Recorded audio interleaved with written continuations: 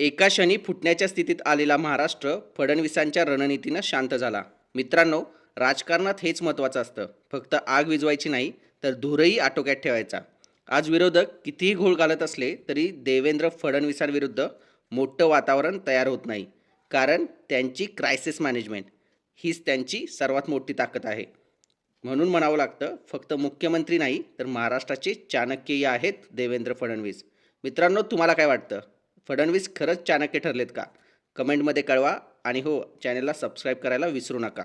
राजकारण म्हणजे वेळ साधणं आणि वेळ साधणं म्हणजे चाणक्य नीती. आज महाराष्ट्रात ही चाणक्य नीती जिवंत करून दाखवली मुख्यमंत्री देवेंद्र फडणवीस यांनी. गणपतीचा सण सुरू होता, लाखोंचा जनआक्रोश पेटलेला होता आणि जरांगे पाटलांचं आंदोलन ऐन टोकावर आलं होतं.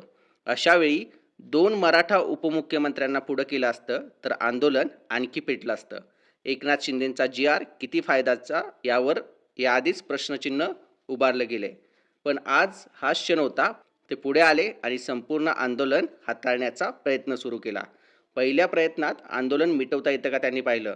दबाव टाकून थांबवता येतं का हेही पाहिलं. मग उत्तर नाही. मग त्यापुढचा पर्याय काय? कोर्टाचा निकाल, मंत्रिमंडळ दर्जाची उपसमिती आणि निर्णय घेण्याचे पूर्ण अधिकार त्या उपसमितीला देऊन टाकले.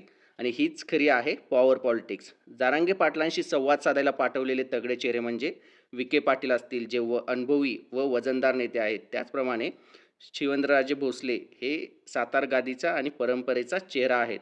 जयकुमार गोरे ओबीसीतून पुढे आलेलं पण मराठा समाजाशी जोडलेलं नेतृत्व. ही टीम म्हणजे चाणक्याचा सेनापती दल. आणि परिणाम, काही मागण्या तातडीने मान्य केल्यात, काहींना डेडलाईन दिली, आंदोलन थांबवलं गेलं. आणि हाच फायदा करून घ्यायचा होता मुख्यमंत्री देवेंद्र फडणवीस यांना.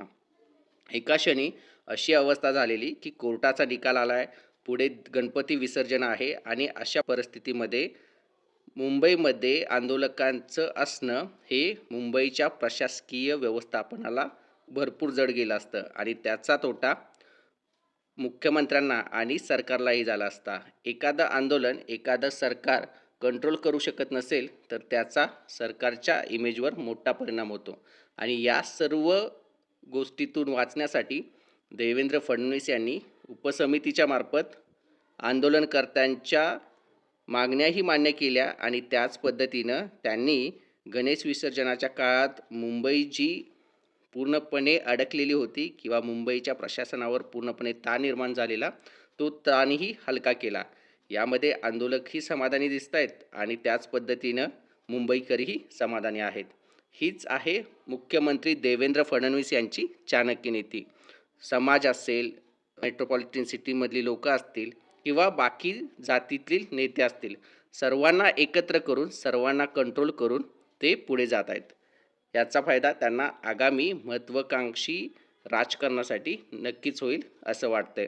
मित्रांनो, तुम्हाला देवेंद्र फडणवीसांच्या चाणक्य नीतीबद्दल काय वाटतंय? कमेंट करून कळवा. आमच्या चॅनलला सबस्क्राईब करा.